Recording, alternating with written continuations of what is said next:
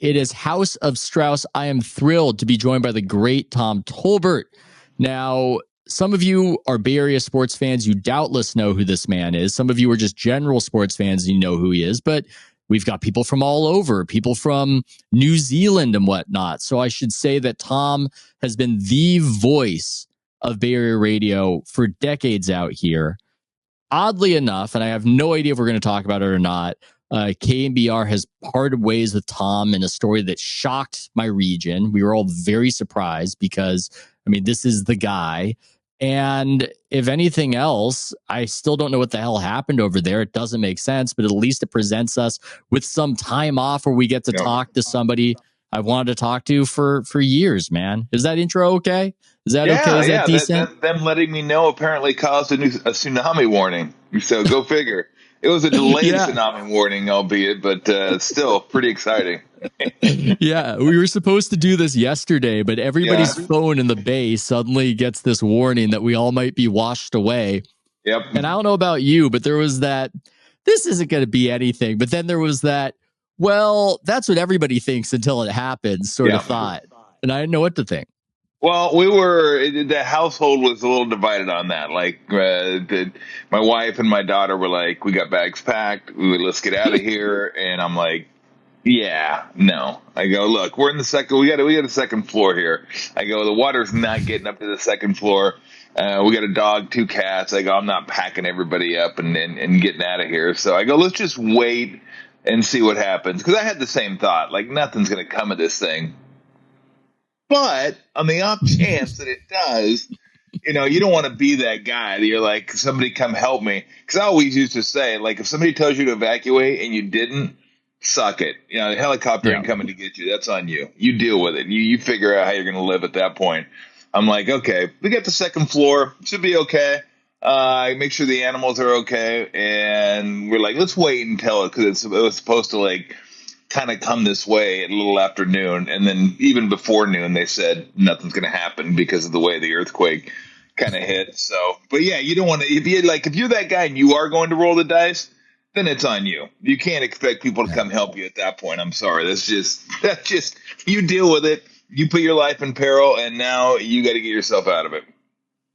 I would agree with that. I do feel for the people who don't have the technological access to warnings in a tsunami, because it's one of the sneaky disasters where the water will be pulled back into the ocean and people will go, if they're on the beach, what's that? What sort of tide situation is this? And they'll just walk themselves into the worst possible place to be. Maybe you could say it's similar with the calm before the storm, but I feel like the tsunami is unique in kind of tricking you and roping you in that way. Yeah, but didn't they at least see that movie where the tide went out at the end and then the big wave came in? I can't even remember what the name of the movie was. I think it was Morgan Freeman president. He seems like he's always president in one of those disaster movies. Yeah. But I think Tia Leone was in that one, actually. So, what a deep cut. Yeah, it was one of those movies, you know, where the asteroid hits and it sucks the water out. So, no, I mean, obviously there'd be exceptions, but my whole thing is if you have the information and you make the decision, well, then you get to live with that information. You get to live with that decision. So, and you get to ask yourself whether that's a cool way to go. That was being debated among my friends yesterday. Was it? I said no. Said no. Drowning's not cool. Drowning, burning, not cool. No. And avalanche, the water's cold. That would be cool. Yeah. Avalanche. But if I had an avalanche take me down, I'd want to get smashed into a rock or have a rock smash. I wouldn't want to get suffocated under the avalanche. Like that would be kind of a bummer way to go. But riding down the mountain on the avalanche, that'd be pretty sweet, right? I mean, if you can keep yourself kind of upright, the avalanche start turning all over the place and you don't know where you're at. But that'd be pretty cool. If you go down about 5,000-10,000 feet in an avalanche, that'd be a pretty bitchin' way to go, I think.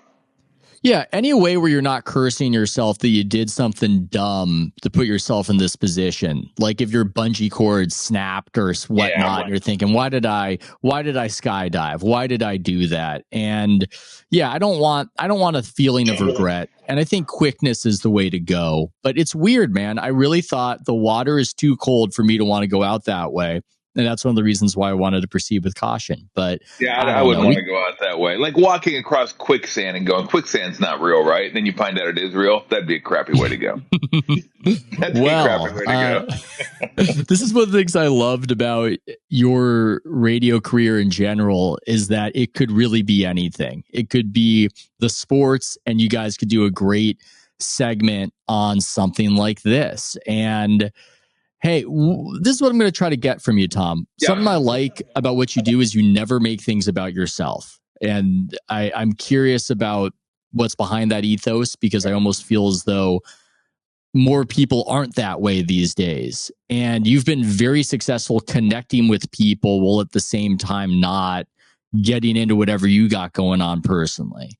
But I want to coax you into reflecting and, getting into all that. So I'm just going to telegraph that and tell you all about it.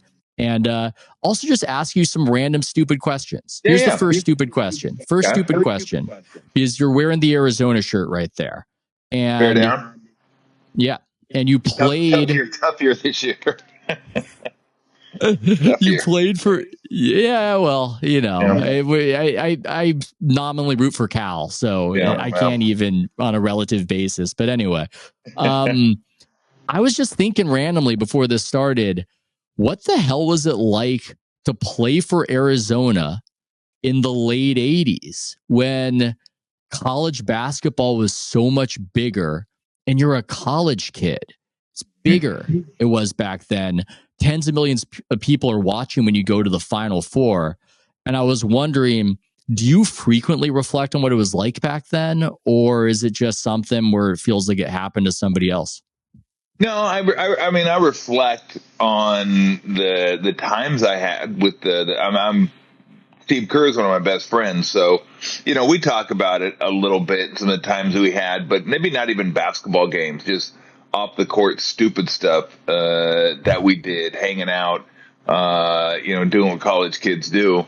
And then some of the games sometimes, but it didn't really hit you back then. And I just felt like a normal college kid going to Arizona. It wasn't like, we're in Vegas or it was Duke or it was one of those universities where the basketball players were, you walked around campus and everybody's like parting ways, like, oh, here comes you're just walking around campus doing your thing. Well, if I got to campus, that was an issue sometimes. But, we stayed in dorms, we didn't have our separate dorms, like normal dorms, just stayed and, hung out with everybody that was in the dorms. There were some basketball players in the dorms, but no, I mean, it was just a really cool time. It was a fun atmosphere, great teammates. I'm still friends with a lot of them. I said Steve, Sean Elliott, Craig McMillan, who coaches up at Santa Rosa Junior College. There's a lot of guys off that team that we still kind of connect with. So, I mean, just a great time. Played for Lute Olson, which was awesome. But, I don't look back on it all that frequently. But when I do, obviously, it's with a tinge of sadness because we lost to Oklahoma in the Final Four. But, it was a fun year, 35-3 and won the Pac-10. I think we were 17-1 that year. So, when you're winning, it's always fun. But when you're doing it with a bunch of guys that you really enjoy doing it with, then it makes it even better. I'm curious about the tinge of sadness. Sorry to ask about it, because I remember Steve was doing an interview with Brian Windhorst maybe a decade ago. Brian had this really great podcast back then, and he was talking about how broken up he was about that loss and not getting it done and not winning the national title still, which I guess it makes sense. But after so much success and such a long career and realizing that back then you were a college kid, it did surprise me to a degree that that's still something that's bittersweet. Well, I think for him, he put a lot of that loss on himself because if I remember correctly, he shot 60% from 3-point range in Pac-10 play back then, and well over 50% for the season. I mean, he was just, as everybody knows now, one of the greatest shooters ever to play in college hoops, and one of the best by percentage, maybe still the best in the NBA. I think he was 2 for 13 that game and 2 for 11 from three. So he felt like he had shots that he could have made that would have helped us. And if he just makes a normal amount or even just a little less than normal amount of shots, then we're going to win that game. I still think to this day, I think we're better than Oklahoma. But, that's what teams that lose say. No, we're better than them. You give us like 8 or 9 more chances, we'll beat them 8 of them. Well, you don't know that. All I know is we lost that game, and that was a good team too. That was Stacey King, Mookie Blaylock, Harvey Grant. So they had like 3 NBA guys on their squad as well. So, but look, it's everything. You could go through every game you lose when you're part of a good team and go, God, if we just would have done that, if we just would have done that, if I would have done this. Like, I felt like there were some passes that I made against their press that were just abnormal passes for me that I still remember. Like, what am I doing throwing that pass? That was just a horrific pass. If I wouldn't have thrown that when we were up 9-2, maybe we go up 11-2, and maybe now we're up 9 and we get it to. You can what if to death if you want to. And I know, that was probably his worst shooting game in his college career. So I think that's what eats him up, but that wasn't on him. I mean, yeah, we wouldn't have been in that position if it wasn't for him. He was the missing ingredient from our junior year to our senior year that helped us get to a Final Four and helped us be the number 1 team in the nation. Not only his shooting, but his leadership. As everybody can see now as the head coach of the Warriors, he's just a fantastic leader. He leads with action. He leads with his ears because he listens. He's not a coach that's always, barking. He's going to listen to you and he wants to know about you and what's going on with you. He's just a genuine person. But, I hated to see him be like that. But that's Steve. Steve wears his emotions on his sleeve and he's as hard on himself as anybody. And, when he says he still hasn't let that go, he still hasn't let that go. And I tell him every once in a while, I'm like, bro, it's like 36 years. You can let it go now. I mean, there's a lot of things that happened in those 36 years now, but that's just who he is. That it won't completely leave him. I'm sure, winning 9 championships and having a multiple. Just think of all the rings he has. I told him one time ago, you're 1 ring short of having 2 teams that you could just diagram plays with those rings and have the defense guarding those rings from the champion. It's incredible, but still, I don't care if he wins 20 more rings. That will still bother him. I guarantee you. It's in him. It's just in him. It's genetic. I remember interviewing him about it, where you think whenever you ask about how people are, they say that my parents taught me this or taught me that. And Steve was saying, I would throw tantrums on the mound in Little League and throw my glove, and it would make my professor parents uncomfortable. They didn't care. They weren't yelling at me if I failed or didn't come through. It was just something in him that was just intensely competitive, just a part of him. And yeah, it's certainly served him well, but in order to serve you well, it's got to hurt you just a bit. Yeah, there's no doubt. I mean, I think we all have that. Everybody that made it to the professional level in whatever sport you play, you have some of that in you where the scales are so weird in that winning doesn't feel as good as losing does bad. Yeah. For whatever reason, you talk to any great athlete or any professional athlete, and they will remember with incredible clarity the tough losses they've had. But great wins, those just kind of feel like not you were owed them, but you put in the work and you expected that to happen. But when you lose, like I said, I could still remember passes from 36 years ago in that Oklahoma game that I made. There's no reason I should remember those passes that I made in a game 36 years ago, but I can remember them because it hurts and it still resonates with me. And I don't like that. I've never watched that game either. So you talk to guys that have won 4 Super Bowls and lose 1, and they'll remember the 1 they lost more than the 4 they won, just because it burns them up that they lost that one. I guarantee you talk to Steve, he'd probably remember the 2 times they were in the finals and lost, and some of the plays in those games that happened that led to those losses, or maybe some decisions that he made that he wishes he could have gone back and done over again. It's just wild the way that works, and it's nothing that because my parents weren't overly competitive. I mean, they were in a sense, like we all played cards together and stuff, and they were competitive in cards. They didn't get mad like I do. Like when I lose, sometimes I just get mad. I just don't like to lose, and it's not a great quality to have when you're playing cards with your family and you're cursing somebody like, you lucky mum. It's like, just let it go. It's a card game. I mean, it's not that big a deal, but you can't turn it off. Either you have it or you don't have it. And then some people have it to, a higher degree than others. Like I have it and it's there and it's probably in the middle somewhere. It's not super high, not super low.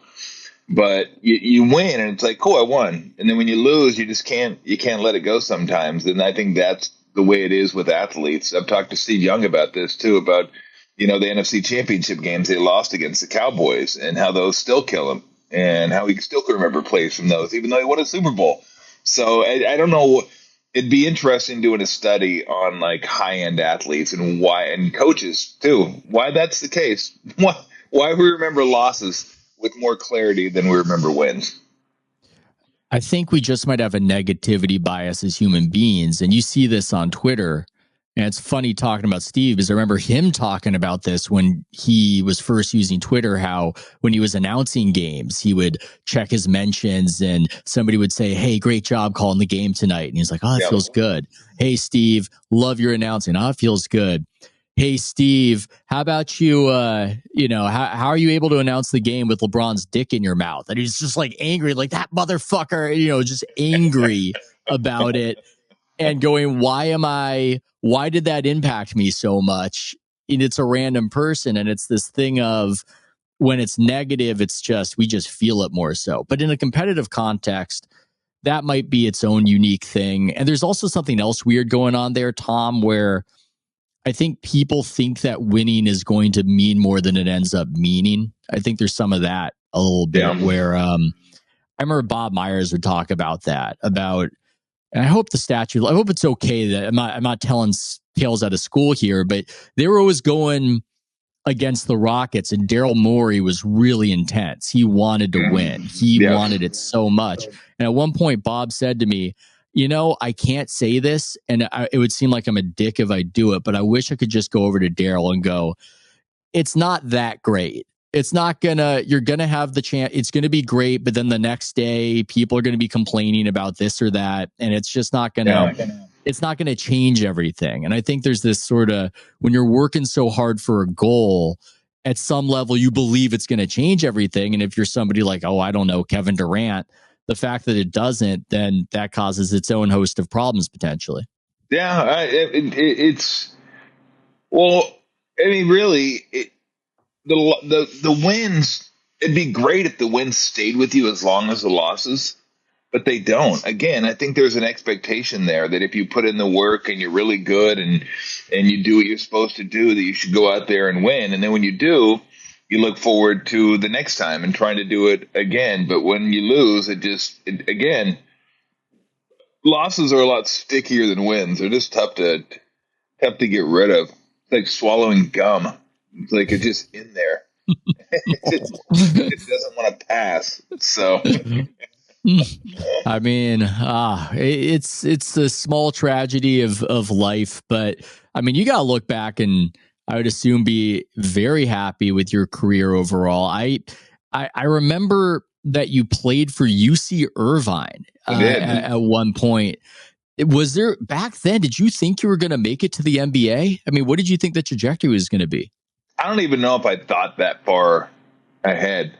I was just happy I got a scholarship. And I didn't even start for my high school team until 3 games into my junior season. And the only reason I started was one of the players played football and blew out his knee like the last football game, so he was out. And the other guy was at that football game, and he got caught with barnoculars, which I'd never even heard of. But I was like, well, that's pretty cool, barnoculars. So he got caught with those. He was suspended. So he started me, and I was like, God, I should be playing ahead of these guys. But he liked them. They were seniors, and so they got hurt, so they had no choice to play me. I think I was like 14 for 15 at 30 points that game and started the rest of the season. Then went on to I was CIF Player of the Year, 2A Player of the Year my senior year. And then during my senior year, I figured, okay, I could probably play somewhere. I got recruited by Irvine, Santa Barbara, a couple of smaller schools, and decided on going to Irvine. But I'd never really thought about professionally. I thought about, I'd like to play as long as I can. I don't know if I thought NBA. I was thinking overseas, you can play overseas and stuff. And the more I played in camps against some of the quote unquote best players in Southern California, I realized like, okay, I can compete with all these guys. That's not an issue. It's just going somewhere. And then you get to college and it's like, God, you're playing against kind of like some of them are grown men at that point. They're 22 and they're like, Ben McDonald was on my Irvine team and he was just a man. And I was like, God dang, this is different. This is like a different deal right here. I got to get stronger and got to get better. And didn't work out there. Transferred from there and then went to Cerritos College. And I was going to play football because I wanted to play football in high school. And I never played football in high school because practices in August were at 6 a.m. And we already had basketball practices at 6 a.m. During the basketball season because the girls' varsity team got the gym in the afternoon. So we got it in the morning, which was just, I hate the morning so much. So I was like, I'm not doing 6 a.m. twice. I'm not doing it for football and for basketball. What position? Sorry, like what position for football? I was tight end. Tight end. I would have played in football. So, and the morning practices weren't even the worst of it. We shared the gym with the wrestlers, and they'd come in and turn on the heat. So you'd walk into a gym, and it was like going into a sauna. You were dying. And we told them, we go, you guys got to turn that off. They're trying to lose weight, right? You got the saran wrap wrapping around themselves and, up there running and sweating. And they're like, well, we just turn the heat on up here.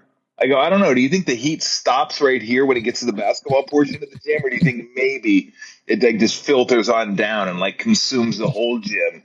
I go, you can think about that. I go, you're killing us down here. We're trying to run them down. We're not trying to lose weight. Like by the end of practice, I was just like dying. So yeah, I wanted to play, didn't play.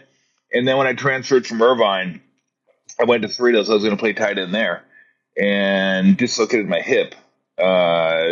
Before I ever got to padded practice, somebody ran into my shoulder. My cleat got caught in the ground, popped my hip out. And that was the end of that was not fun, but that ended my football career and then got back to basketball and went from there to Arizona after that. And then discovered that you could potentially become an NBA player. I mean, did somebody have to tell you that? I think my senior year, probably. I figured, because you're going against people that are thought of as NBA prospects. And you're like, I could play with these guys. Problem was like, what position was I going to play, right? Which is funny. I go to Charlotte and get drafted there. And I played like a power forward, but Dick Harder wasn't a fan of mine. I just didn't think I was big enough. And then I go to the Warriors, and I play ball like they play today, where I was playing the five a lot of times. So that team was about 40 years ahead of its time. And, I mean, today's basketball is probably a little more suited for me the way I played and, like, the skill set that I had. But as far as I got drafted second round, I think it was high second round. Funny thing about getting drafted is nobody from the team called me. Charlotte drafted me, and I was just sitting at home playing cards, right? And it's not a big deal now. Like you don't go to the draft, and it's not a big production. So I'm just sitting home. I knew it was draft day, so my buddies were over, and we're just all playing poker, sitting around. And my coach, Arizona coach Kevin O'Neal, called me and said, "Yeah, the Hornets drafted you." And I go, "Sweet. Maybe they'll call me one of these. Maybe they'll call me and let me know as well." I know they're on the phone probably with Rex Chapman because he was the Hornets' first draft pick ever, and then I was the second one. So I got a call from them later on in the day and flew out there, and that was pretty cool. But yeah, I don't know. Probably midway through my senior year, I figured, okay, I could play in the NBA and kind of why, because then you'd play against guys that are already in the NBA, guys that were seniors when you were juniors, even guys you played against when in high school, when you go to the camps and stuff. And I thought, okay, yeah, I mean, I can play. There's no doubt in my mind. I I can compete with these guys. Now I'm going to need a good system. I'm not the guy you're just going to plug in anywhere, and I'm going to be that guy. Like if I was asked to be a power forward, like just strictly a power forward, that probably would have been tough for me. I mean, I wasn't small and I was pretty physical, but I mean, today it's funny because you look at power forwards, they're all guys that shoot threes and stretches. Back then it was Barkley, it was Malone, it was Terry Cummings, it was Buck Williams, it was, I mean, I go on. Like power forwards were no joke back then. I mean, it was like I mean, you had to strap it on to get ready to play those guys each and every game. So that was, playing for Nelly was perfect for me because it allowed me to do some of the things that I was really good at. Handle the ball a little bit, shoot a little bit, be on the perimeter offensively, and then I could bang, defensively. I mean, I get my ass kicked most of the time. I guarded Karl Malone one game. He goes, "Hey, we're not going to give you any help, but we don't want to let anybody else get going. We're just work your ass off, just do what you can." But we're not coming to help. And I go, okay, no worries. Well, he had 49. I mean, he just torched me. But I think we won by double digits. So, I mean, like nobody else, like Thurl Bailey didn't do anything. Hanson at Stockton, like I don't think they had anybody else on the team that really did anything. And that was kind of the game plan. Like, look, you're going to be the sacrificial lamb. We're going to throw you down and get your ass kicked, but no one else is going to have 20 or 18. So that was a fun style for me. But that was kind of the first time I got to play that way because I played center at Arizona. I remember I shot a 3-pointer one game and Lute asked me. In fact, against Michigan, I think I was 1 for 1 from the 3-point line my senior year. Took 1 3. And it was such an easy shot. It was like 19-9. Like, I'm like, I can make 40% of these, and there's no problem. But and Luke came up to me after the game and goes, "Tom, what would you rather have? Would you rather have Steve shooting a 3 and you rebounding, or you shooting a 3 and Steve rebounding?" And I looked at him and I go, "Coach, if I'm shooting a 3, I don't need anybody rebounding." He didn't find it as funny as I did. I got to be honest with you. He wasn't laughing at that. So guess what? I didn't shoot another 3 the rest of the year. That's pretty much the end of that. So anyhow. Oh man, I saw something like that happen 2012, I think it was, where Bynum on the Lakers pulled up from 3, and it was just this whole thing where it was a strange thing because you could tell that Mike Brown, who was coaching at the time, was pissed off about it, pulled him immediately. But then the team had so much tension behind the scenes, and Kobe was trying to stick the knife into Mike Brown, that when Kobe was interviewed about it, he goes on this mysterious Kobe-esque speech about how he admired what Bynum did because to truly be great, you have to attempt something beyond what the coach thinks you're capable of. And I'm in the locker room with the microphone out going, I can't tell if he really means this or if he's just trying to get Mike Brown fired and he's convinced himself of this. But it made for good TV, I'll say that much. I bet it did. Oh man. Speaking of the whole having to weather the storm against Karl Malone, my crack research staff uncovered this ESPN.com article you wrote nearly 20 years ago called How to Defend Shaq, in parentheses, or at least try. And reminded me of you, sir. You were teammates with rookie Shaquille O'Neal. What the hell was that like? What was that experience? That was awesome. Shaq's one of my favorite teammates. I love Shaq. He's a little like me in that he's just a big kid. Like he just loves having fun. And before I get to him and his exploits on the court, I'll tell you a little story about him. We were in Portland, and it was me, Skiles, and Steve Kerr. We were having lunch, and Shaq walks in. And he didn't want to wait for lunch, but he wanted to get his food and he wanted to get it to go, take it back up to the room. And he told the waitress, he goes, "Hey, here's what I want. Can you get it to me in 10 minutes? I'll give you a nice tip if you do, and take care of their lunch too." So he walks in, took care of our lunch, got his lunch, And I think it was, the bill was like $70, something like that. And he gave her like 300. He said, "Thanks a lot, appreciate it," and just, walked out. And that was Shaq. Like Shaq's one of those guys. It's funny, you hear a lot of stories about guys that don't tip well, right? Which I've never understood. He's like the opposite guy. Like he's looking to share money. Like he loves to and that was like his rookie year. And I go, that's a good dude. And not just because of that, there were other things that he did that I just knew he had a good heart. He was a really cool guy. And I really loved him as a teammate. But that was something that, when you don't have to do something for somebody that really can't do anything for you, and you do it anyway to make their day, and it's not going to affect you one way or the other, but that's a big deal for them. I just thought that was super cool. And I've always been a huge fan of Shaq. On the court, he was phenomenal. Because remember, as you said, this is his rookie year. This wasn't like big Shaq. This was like long Shaq. This was when Shaq was like closer to 300 than 350. Like he was super athletic his first few years in the league. I mean, this guy could run. He was stronger than anybody in the league, and it's literally unguardable, just unguardable. And watching him just play against guys that he just dominate and they had no answer for was pretty amazing. And unfortunately for me, I never had guarded him before because I didn't have to, because I was starting. It was me. He was a 5, I was a 4. But we used to run controlled scrimmages, which was they'd give us a set to run. You'd run one way, set, and then stop.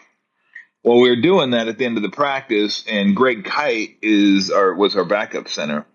And Matty Gukas, the coach, didn't want Greg Kite guarding Shaq because, well, Greg Kite can hurt people. For those that don't know, Greg Kite played for the Celtics championship. Just a big, strong, like one of those guys that doesn't know his own strength type guy. And they didn't want him guarding Shaq because they're like, well, he could, hurt him or do it. So they're like, oh, we're going to have you guard him, Tom. I'm like, well, excuse me? What? Okay. Yeah. So, take my little mesh jersey off and turn it over, go from white to blue and get in there and battle Shaq. And it was like, it was kind of fun, to be honest with you, because I love playing physical. But man, that was almost more than I could handle. He was just so big, so strong. He'd get position and there's just literally nothing you could do. Nothing. And then if you did get lucky and stop him, by the time he got the rebound, you're crumpled up underneath the bucket because you're just like you're falling backwards trying to stop this mountain of a man, and then he gets it and smashes it on your head just for the hell of it. But he was something else. Like he's one of the more underrated great players, I think, in league history. Is people forget about him sometimes just because he was so big and so dominant, and maybe expected him to be more so. And I think sometimes they look and go, well, he wasn't as, skilled as some of the other big guys. Some of the other big guys that you put up there like Kareem, maybe more skilled than he was. But I'm here to tell you, I don't know if the league's ever seen anything. I never saw Wilt, and I would imagine Wilt was similar. But I've never seen anybody before with my own eyes, and I've watched basketball going back to probably late 70s, that's that dominant. That is that physically dominant, that if you don't double or do something with him, he will get 50 on you just because of his size, speed, athleticism. But, I love him. I would have loved to have stayed there longer and played with him more because I thoroughly enjoyed my time with him. That's all. I love getting those details. And I was just thinking about how strength's just one of those things. It's like the athlete suffers it, but those of us who watch on TV, it's easy to take for granted. With Shaq, it's kind of obvious, but it's just that's something that's not visually felt as much as it's actually felt by the people, by the people on the court. And some of the people who are the strongest, it's not even. I'm drawing a blank on it, but there was some backup center white guy for the Bulls, and somebody went viral saying that guy was just an absolute monster to deal with. And yeah, you're going through the mental Rolodex right now. I might be wrong on the Bulls. This is great podcasting by me currently, but we'll look it up. Anthony will look it up to see if I made that up or not. But let's shift it to the Warriors a little bit. Okay. Nelly, you are in the opposition of knowing quite well the two most prominent, the past few decades Warriors coaches. Do they share any similarities, or are they just diametrically different people? Oh man, never really thought of that. I mean, I love both of them. I love playing for Nelly, even though Nelly could be tough to play for. Bluntly honest, and maybe sometimes too much so. But I think they're both very creative in their offenses, and they make people kind of match up to them in that way. But I think the way they go about it is probably a little bit different. Because Nelly come to think of it, Steve can blow a gasket too with the best of them. But Nelly would, man, alive. He would get on you, and it was more insulting just because that's the way it was back then. Just the way coaching was a little bit. I mean, it's a lot nicer now. Right, you got to put on your white gloves and ask, please, and can you let me take this for you? And oh gosh, I don't want to insult you. Back then, insulting was like, sorry, just deal with it, get over it, and get your ass back on the court and try to help us win a basketball game. But yeah, I don't know if there's that much, like if they're that different. But I'd never really thought of them as being like similar either. Maybe because I've never thought of it, and I'm obviously a lot closer to Steve than I am Coach Nelson. But I loved playing for him too. I mean, he gave my shot. He let me play the style of basketball that I like to play, and he utilized me in a way that I could go out there and be successful. And I saw there was some brutality there as well. I mean, he told me one time when I wasn't playing well, and it was my fault. I didn't work hard during the off season, and I came in not great shape. And he sat down one time and he goes, "Hey, and then I had like 3.5 years left, I want to say, on a 5-year deal." And he goes, "Look, I'm going to do us both a favor." He goes, "Why don't I just take the contract and rip it up, and then you can do what you want to do, and we can do what we want to do." And I looked at him, I go, that's pretty generous, but being as I have 3.5 years left, I'm going to have to say no to that.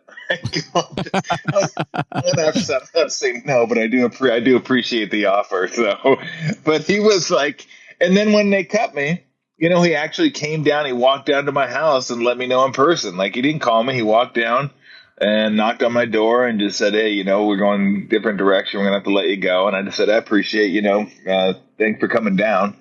I hate when guys like call or, I guess they wouldn't have Zoomed you back then, but it was just like, he was just one of those guys that he was going to tell you the truth as he saw it.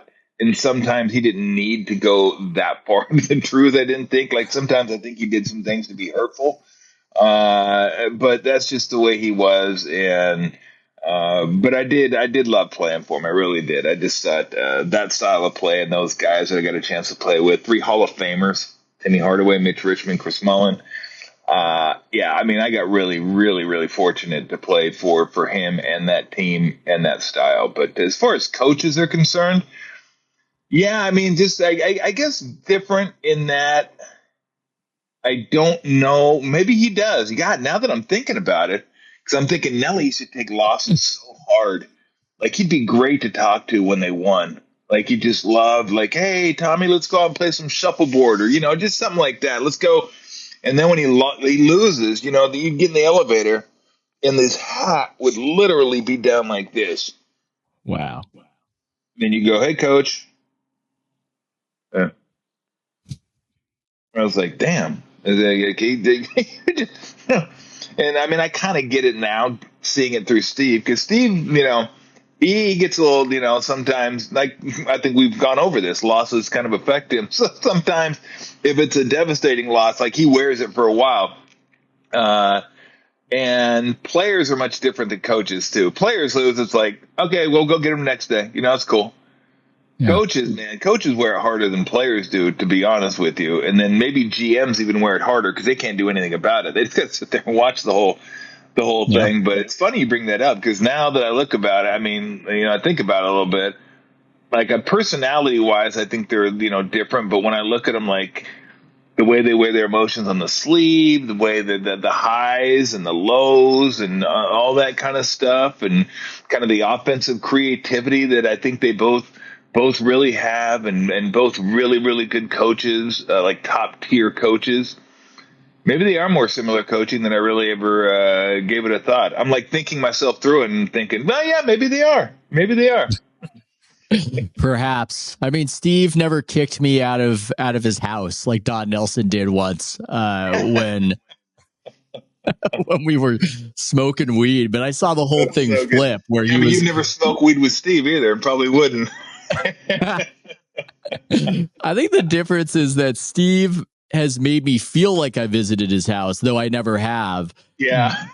Don Nelson actually invited me over and then made me feel supremely unwelcome. And I'm not sure how to unpack whatever. Like Nelly, though. That sounds exactly like something Nelly would do. Absolutely.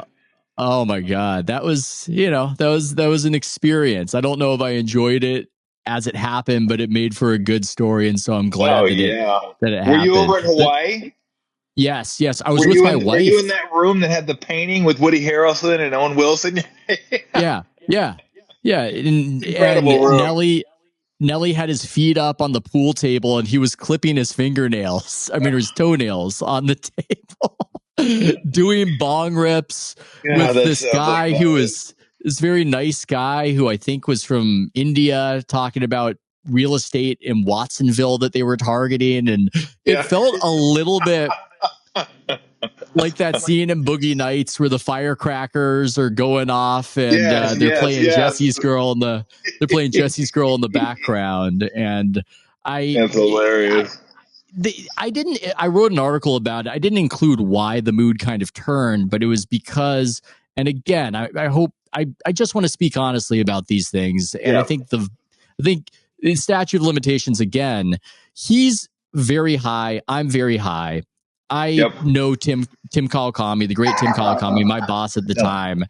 And Nelly starts complaining about some reporting on Tim and says Tim Kamikaze, and then goes, "You're not going to write about that, are you?" That, because he's worried about racial sensitivities. And I was like, that's not what I'm there to do.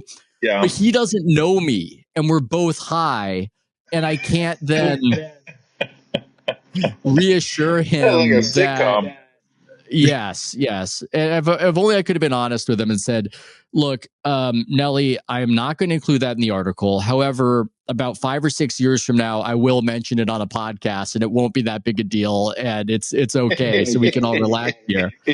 But I don't know. My favorite memory of his, my favorite memory of him is something that I didn't experience. It was something you experienced, but I was listening live on the radio, which is when he was calling in from, I think, a restaurant in Indianapolis, saying he was drinking scotch and maybe having a steak or something. And it's harder than hell to trade that guy, he said about Steven Jackson. I was just listening live on the radio with you and the great Ralph Barbieri, if memory serves. I mean, this might be like the strong backup white guy center on the Bulls where I just made it up and it never happened. But that memory is in me. And it was just that was him. It was a bluntness that you just do not get elsewhere in the NBA. Yeah, no, I remember, I want to say it was Philly. He was in Philly because he used to call from bars. We used to talk to him once a week as a coach's show and everything, call from bars. And he calls and he would always say to Ralph, "You dumb son of a bitch." Like that was his thing. That was his thing for Ralph. He'd drop him on me too. I mean, he wasn't like he's non-discrimination. He's like, I'll drop it on anybody. But I remember him sitting at the bar and he said, "Yeah." I go, "What are you doing, coach?" He goes, "Just sitting here, having a scotch, He goes, pretty empty. There's a girl sitting over there. He goes, I think she's eyeballing me because I think she might want a piece of me. I'm like, what? What are you talking about? What are you talking about? And like, that's the one thing that like will never, and I miss it. I miss it so much. And those days are never coming back because the landscape's different. The coaching stories and the stories of the league are so much better back when I played, and probably even better before I played. But the closer you get to like now, with the social media and the camera phones, and everybody's so sensitive that they feel like they can't say what they want to say. They can't be funny because they might be offending somebody. It's whatever it is. Like nothing's the same anymore. Like nothing is the same. And the stories, like the NBA stories back then, the coaches. Could you imagine having a show where you like mic'd up Doug Moe and Chuck Daly and Don Nelson and Pat Riley? I mean, you could go on and on with the coaches and like some of the stuff they would say in post game press conferences or what they'd say on the sidelines and how incredible that would be. Nowadays, everybody is just so milquetoast. Like nobody has any personality now, and if they did, they wouldn't show it to you for fear of like, oh, I said something to offend somebody, and now this group's going to be offended with that. They're going to be mad at me, and now I'm going to have to deal with this on shows. It's just a bunch of crap, is what it is. I mean, sometimes funny is just funny. You don't mean to offend anybody. It's like, well, but you did. It's like, well, I mean, you can't worry about tiptoeing through your life and maybe offending a small portion of society. It's like, look, I'm just going to say this and just take it for what it is. Try not to look too deep into what I'm saying, all right? This is like about this deep what I'm saying. It's not an ocean. It's like a creek. In fact, it's not even a creek. It's like a gutter where it rained a little bit. Now the gutter is like rolling down the street. That's all it is. Not that big a deal. But that's not the way our society is. But back then, nobody gave two rips. It's like you just say what you want to say, do what you want to say. And there was just a lot more personality, especially with the coaches. But yeah, you just don't get the stories that you get back then today. So I do miss that. But the coaches, man, they were the best. Remember Eric Musselman's dad, Sam Mitchell, was on his team when he was coaching for the Timberwolves. And I'm guarding Sam right in front of the bench, and down in my stance, got him. And he's a coach of the Timberwolves. And he's telling Sam, he goes, take him. Take that motherfucker. He can't guard you. Take him. I'm just like, I'm right here. Easy, coach. Like, easy. It's just, I'm just trying to earn a living here. Like, I'm just trying to coach Sam Mitchell. So, and then after the game, he comes up to me and he goes, I just did it because he goes, I love you. He goes, I love how hard you play. He goes, I really do. And I believed him, but I was like, can you like lighten up next time? He goes, that seemed a little much. And I go, God dang. He goes, probably not. But he was like one of those hard nosed coaches where like he was an absolute grinder, but like I don't think anybody's saying that today. Like I can't imagine Steve Kerr telling one of his players, take him, he can't guard you, like right in front of him. Like, but that would happen like that happened all the time. Like Nelly would do that, not that, but maybe something similar. But just the personalities you had in the league back then was pretty wild. Yeah, well, they'll catch you with what you're saying on the sidelines and read into it and everything else, because Steve would talk that way away from the cameras sometimes, or just say, man, I wish Kevin would just rip through that motherfucker. That's whoever it is on the Clippers, and he can't guard him.